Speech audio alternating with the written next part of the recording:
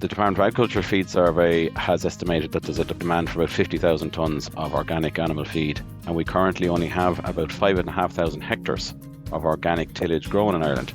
So look, if you do the maths based on an organic yield of 4 or 5 tonnes per hectare, you can see that we'd fall about 50% short there straight away. Or we could easily double the area and just about meet the demand. So the demand is huge.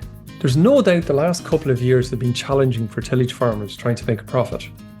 It's only natural for farmers to question their system and consider whether there might be better opportunities through system change or diversification. Could organic farming provide such a path for you? You are listening to the latest episode of the Tillage Edge with me, Michael Hennessy. We would really appreciate it if you could listen, follow, and give us a review on Apple or Spotify, or wherever you get your podcasts from. Organic farming is increasingly seen as a viable option, especially given the demand for organic concentrates to support animal fattening. The organic scheme recently opened for new applications, and I'm delighted to be joined by Martin Burke, an organic specialist at Teagasc, to discuss organic tillage farming. Martin, the scheme, as I say, has just opened recently. You might just walk us through what a farmer has to do to get through the application process. The scheme opened a couple of weeks ago, and it'll be open until the 29th of November. And effectively, look, if a tillage farmer is considering it, the first thing they need to do to apply for the scheme is to produce a conversion plan. So you sit down and you can, the two organic certification bodies have a template of a conversion plan on their websites, and you can look at either the Organic Trust or the Irish Organic Association, and it's very simple. You effectively in this plan are highlighting or outlining the history to date, what you've been doing with your farm currently, so what crops you've been growing, what kind of typical, fertilizer programs. You just give a bit of background information about the farm. Then the next stage in the conversion plan is about the future. Well, what are you going to, do differently then? How are you going to, farm without, how are you going to bring in, for example, N and P and K onto your farm if it's with organic nutrients? How do you propose to manage weeds on your farm? What's your machinery setup, the infrastructure on your farm for storing grain? What crops you're proposing to grow? And so you're effectively telling a story about your farm. It's a plan, but obviously there's room for flexibility in it. But you're trying to, I suppose, come up with some sort of a viable, sustainable plan that shows that you have thought this out, and that you've given consideration to how you're going to tackle these, I suppose, real challenges that you would have to face when you don't have the simplicity of having a chemical toolbox to farm it, or just to buy another ton of fertilizer if you think crops are hungry. So that's what goes into the conversion plan. That's the first step. The second step is obviously then you choose, I suppose, which of the organic certifying bodies you're going to use. So that's either the IOA or the Organic Trust. You lodge that conversion plan with them. You also then, it's very important that that's not the end of the process. You must also make sure then that you apply on the Department of Agriculture on their portal. So you go into AgFood, or you get your advisor to do it, and where they list out all the different schemes like TAMS and BIS. There'll be an online portal that says Organic Farming Scheme that you can click into. And you click that, and then it's just a case of ticking a few boxes in that. It's very simple. It's like a one-pager. You tick the screen boxes to say you accept this and that, and then you submit that. And then I suppose the next step would be that when you're doing there's also an Org-1 form that the Department of Agriculture will receive from the certifying body that effectively, I suppose, rubber stamps the application. You should find out early in the new year then that you've been accepted into the scheme, hopefully. And the most important thing then is when you are filling out your BIS application then the following April or May, that you remember to tell if you have an advisor helping you, to inform them that you've joined the organic farming scheme, so that they can tick the box on the opening screen that they're looking for, to join that you're in the organic farming scheme, because that then brings with it a new set of menu screens that you'll pick. So you'll pick beside each parcel on your farm whether it's in conversion or converted, or if it's conventional. And after that, really, then you submit your BIS application, and the only other requirement is that you must complete a 25-hour course on organic farming principles before the 1st or the 31st of October in the year you join. So by the 1st of October 2025, you'd have to have your course done. So we'd also strongly encourage people to do that course early, or even to do it now if you're considering joining the organic farming scheme, because you may, after doing the 25-hour course, decide it's not for you.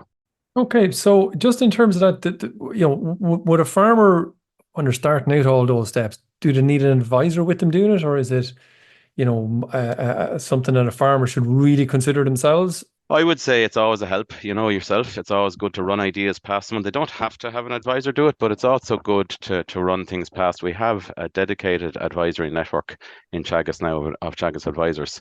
So we've gone from the situation of there being a couple of specialists on organics in Teagasc to now that there's three specialists and six dedicated advisors and a horticultural advisor with an organic brief. So we have a big team in Teagasc, but there's also a network of private consultant advisors with the ACA right throughout the country, and they are well trained up on organics at this stage. So there's no shortage of advisory help to help a farmer. I would recommend they do.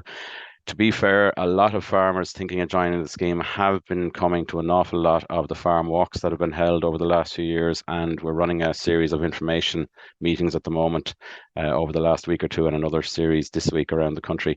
The organic certification bodies also run webinars at the moment as well to help farmers through the process. So it is a good idea, I think, to definitely get an advisor to help you out.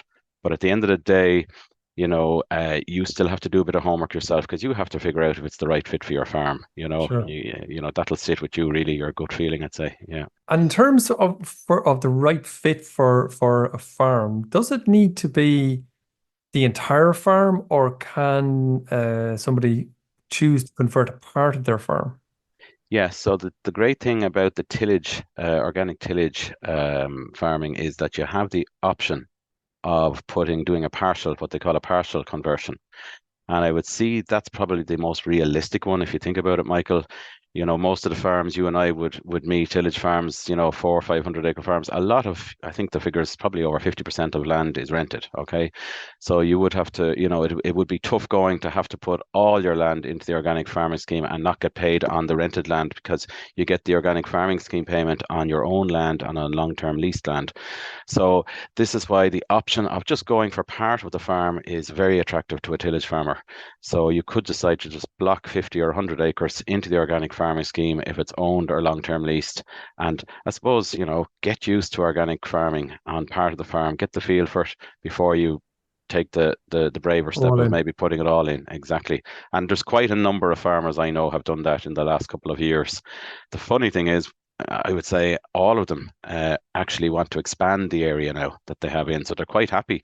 But it was the right thing to do, I think, was to dip the only regret now is they didn't put more in at the start. So, And it just within that, Martin, in terms of say somebody who's trying to farm them with organic and conventional, is there any restrictions along the way that you think is kind of getting in the way a little bit, but nonetheless people are getting around it? yeah, there is. So look, there's one of the things I suppose it is a restriction. One of the things you have to do is you can't grow the same crop species on the organic part of your farm and on the conventional part of your farm in the same growing season. So, for So, for example, instance, yeah, winter oats kind of thing you were saying. yeah.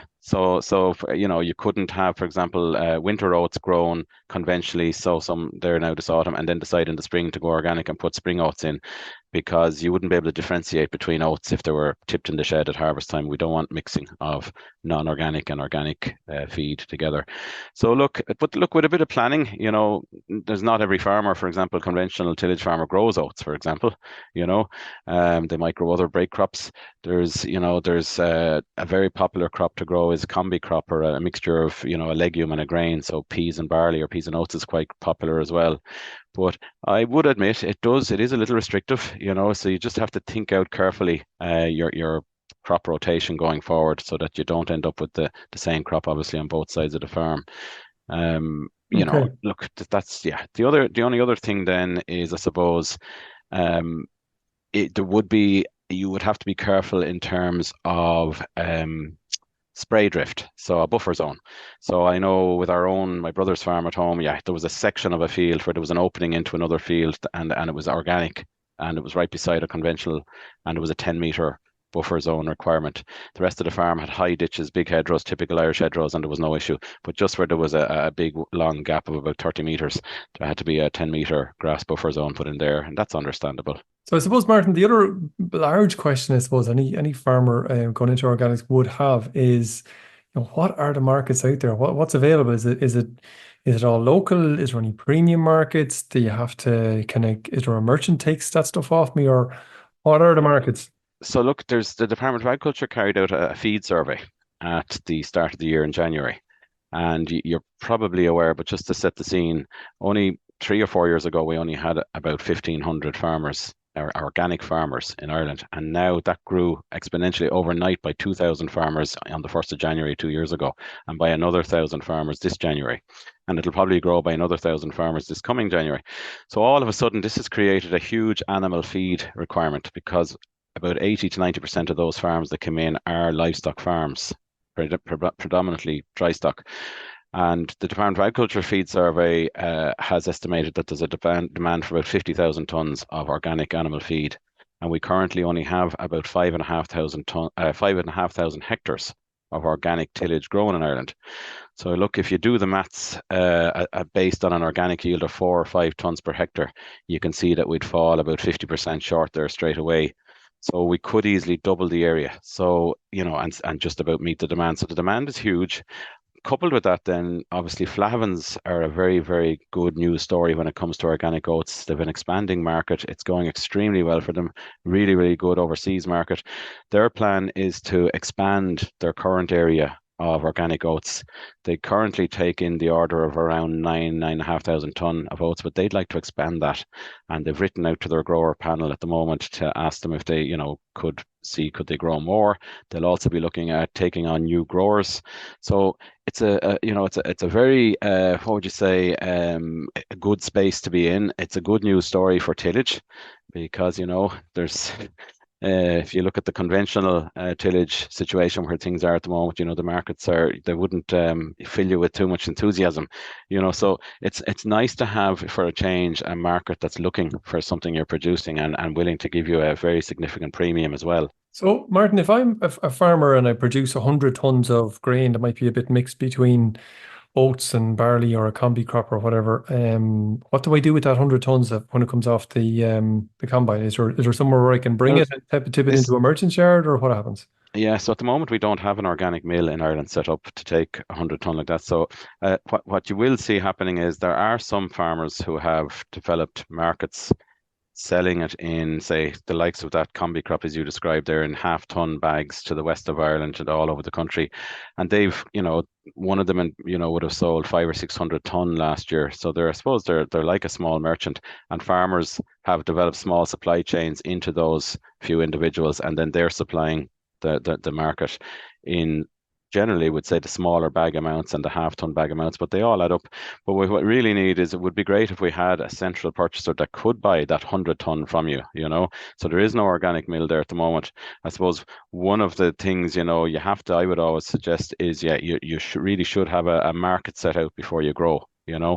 So there's a lot of things that you need to think carefully when you're going down the organic route. For example, before you consider growing organic tillage, have you got shed space even? Just to tip the crop up in for a few days to buy yourself a bit of time, because organic crops can come in at higher moisture than conventional crops. They're generally maybe sown a little bit later.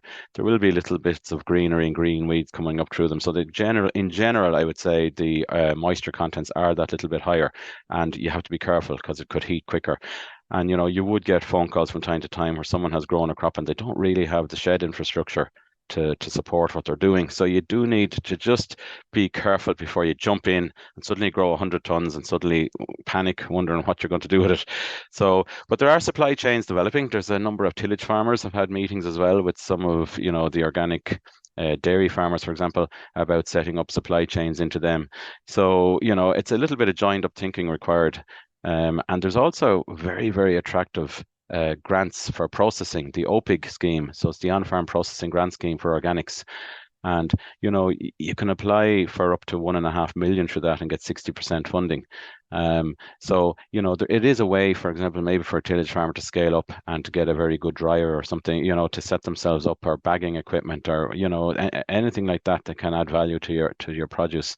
But it'd be wonderful if we could just get this organic mill up and running, and hopefully we will. Maybe in the next couple of years there will be one. There are a few companies looking at it. And in terms of that, the farmer gets into the organic scheme in 2025. How long is it before that farmer can sell that grain as organic grain? Yeah. So so your startup date will be the 1st of January 2025. And in that first year of production, so in the 2025 harvest year next summer, I can only sell that produce as conventional, okay? But then any crop sown after the 1st of January in 12 months' time. So if anything I sow, say in the spring of 2026, I'm in my second year in conversion. So I can sell that as second year in conversion feed. And so that'll command a premium because the organic farmer buying it is allowed to buy up to 1/4 of their annual contract or annual concentrate purchases. So long as it's not more than 1/4 of what they buy is second year in conversion. The other 3/4 has to be full symbol organic. So Okay. there is scope there. And then after 2 years, you become full symbol. Now, there's one thing just to bear in mind that your full symbol crop won't be a crop sown until after the 2 years has elapsed since you joined the scheme. So if I sow winter oats in this time 2 years, it wouldn't be full symbol the following summer because I will have sown it 22 In months after I 26. joined the Yeah. scheme. Exactly. You must wait till the 2 years has elapsed. It's the next crop sown after the 2 years has elapsed. That's organic, full Okay. symbol. So talking about the longer term scenario, so the organic scheme is open now. That's a 5-year scheme, is it? Correct. Yeah. Okay, Yeah. so what happens after that period of time, or maybe to ask it slightly differently, there is farmers, growing organically or Yeah. growing crops organically for the last maybe 15 years or so. Are hmm they still getting some sort of an organic payment, a direct payment to support that organic production? Yeah, they can join the organic farming scheme as well when it opens. So farmers that have been organic 20 years are in the current organic farming scheme. So that's the one good thing. You can still join a new scheme as it opens. So that's, and the way policy is going, I don't see this changing anytime soon. There's commitments there that the land area under organics has to build. We need Ireland to get to 10% by the year 2030 under the climate action plan. So but that's the good thing. It doesn't just stop there and then when the 5 years up and another organic farmer scheme should replace it. And if and when it does come on stream, an existing organic farmer can join that scheme. So it's kind of similar to reps. Farm went into reps, and then when that was finished, went into the next scheme, Yeah, acres, and then went to the next scheme, and so on and so forth. I think and just keep flipping from one scheme to the next. exactly. Okay. Yeah. So and similarly to the acre scheme at the moment, that can be combined with your BIS payment. Can a farmer avail of BIS, acres, your organic scheme? Can they put a number of those together to build a payment on a scheme? Or maybe you might have something in mind. Mm. Maybe let's just say a 100-acre farm. How would that work Yeah, out? yeah. Well, look, if you had a 100-acre farm, for example, I suppose first of all, if you took a simple 100-acre farm and it wasn't in acres, for example, first, what would that bring in terms of organic farming payment and BIS payment? A 100-acre farm is 40 hectares, so that would bring in the first year 14,800, in the second year 14,200, and if I do the maths over 5 years with all the bits and pieces, it comes to just over 65,000 euro. Okay, now that includes a participation payment, and that covers your licensing fee or conversion plan fees. So they introduced this participation payment to cover fees. So even after that 65,000, even after fees and bits and pieces, you'd still have 60,000, I would say, left in your back pocket, and then throw on maybe a typical sort of BIS payment there of maybe 250 an acre or 100 euros an acre, I should say, on that 100 acres. So probably another 10 grand there. So you're saying 14,800 for the organic, plus 10 grand, give or take, for a typical base, bringing up to about 25,000, give or take. Can the farmer also avail of acres on that or not? So the farmer can avail of acres if they have more, I should pardon the pun, more acres. So within that, within that 100 acres, you can't claim double funding. You can't claim two measures, let's say an acres measure, and claim the organic farming payment on the same piece of land. But if you have other land that's not in the organic farming scheme, so this would be typical of a tillage farm that maybe has 200 or 300 acres, and they decide to put 100 acres into the organic farming scheme, they could have their acres measures on the other land that they haven't got in the organic farmer scheme and still claim. So for example, whatever it is, their arable grass margins or their winter bird food or whatever else, so you can actually claim, it's possible to claim the full 7,300 true acres per year. and claim your full organic farming scheme. And it's particularly suited to obviously a larger tillage farm that has more choice to put the actions in for acres, more places to go. And that would be typical of a few farms I'm familiar with. They're claiming acres on everything. They're claiming their full organic farming scheme on the land that they've put into the scheme, and they still have all their BIS payments. So it's certainly worth a look. Okay, we're to look from that point of view. So just flipping back or going backwards just a little bit to the application process. Is that a competitive application process, Martin, in terms of, just because you put it in doesn't guarantee that you're going to be Yeah. in the scheme? Yeah, no, it is. There is, look, it's officially, it's a competitive process. There's an adjudication set of marks to rank applications in order. They haven't had to use that adjudication process for the last few years. They've actually taken everybody in that joined the scheme. They have found the funding. I think, as far as I know, the funding in place for the coming application window should certainly accommodate at least 800 farmers and maybe more. But so it'll remain to see how many go in. But if there was a situation where they did have to adjudicate who gets in and who doesn't get in, the good news from a tillage point of view is the tillage ranks highly. It'll get extra marks because obviously there's such a shortage of organic tillage farmers. They're fully aware, the department are, we need to build the organic tillage area.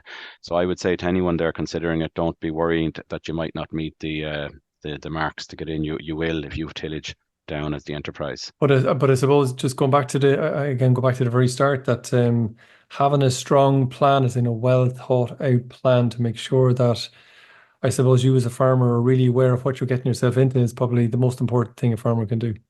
Definitely. Look, you have to have a plan, and even look at, like, the conversion plan is one thing, but you must look at your plan has to stack up.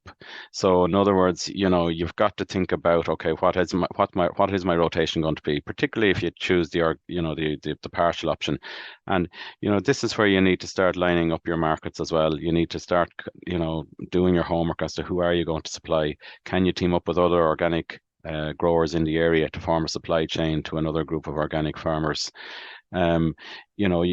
I suppose you need a plan in place. Where am I going to get my organic manures, for example? How am I going to replace, for example, nitrogen? Nitrogen, as we know, is the driver of growth. And, particularly if you're a stockless organic tillage farmer, where am I going to, how am I going to get nitrogen into the system to drive on yield a little bit? Now, we're not looking at driving on yield to conventional yield levels. We're just looking to have a respectable, fairly well yielding crop, but you don't want, obviously, you're not going to push it hard that it's going to end up with an awful lot of disease or that it's going to lodge. So it's a different animal to the conventional crop as we know it, but it still requires a nitrogen input system. You still will have P and K, you'll have offtakes.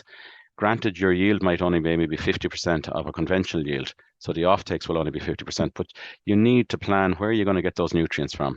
Is it affordable? Have I a reliable source? What? So these are all important considerations. And of course, your market at the first side, more as importantly, maybe more importantly, to make sure that's there as well. Exactly. It's more important. You need to know. This is why I would say, look, at right now, we know that Flahavans are actively looking for more contracts for the organic oats. And I would say, look, to fill the size of the area they would like to see grown, I think I would say to some of the conventional tillage growers here to make contact with Flahavans and inquire about sourcing a contract for the oats. It'll take them 2 years before they're full symbol, before they can supply.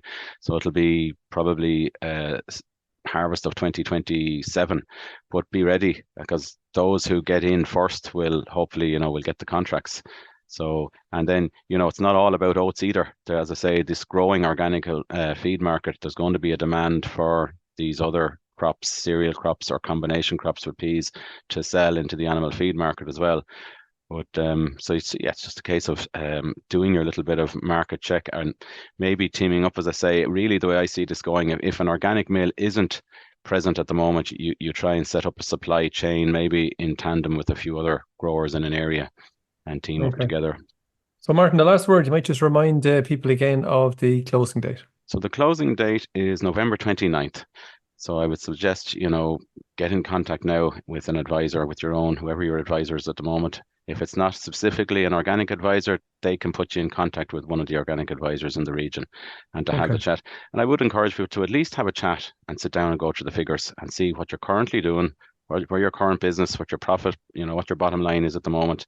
So look, time is of the essence. The closing date is upon us, and I would say it's important now to sit down, because if you don't sit down and go through this, this idea of going organic now, you've lost a whole year, because it'll be a whole year again before this scheme opens up again, if it opens again in 12 months' time. So, it's a huge opportunity now to sit down. I know guys are probably still out busy sowing and getting the last bits of crops in, but look, once the weather, maybe once this dry weather goes by and you get a chance to come up for air, sit down, chat to your advisor, maybe have a quick chat on organics, or your advisor can get in touch with one of the other advisors around that are specifically dealing with organics, or myself. Have the chat. Can't harm to have the chat just to see, is it for you? Could you dip your toe in and put a small amount into organic tillage? Martin, thanks very much. Thanks for that. Thanks, Michael. So that's it for this week, and my thanks to Martin for joining me on the show. If you enjoyed the podcast, then recommend it to a friend or colleague, and as always, rate, review and follow on Apple or Spotify so you never miss an episode. And for more information, go to teagasc.ie. I'm Michael Hennessy. Thanks for listening. I'll be back next week with more tillage news and advice.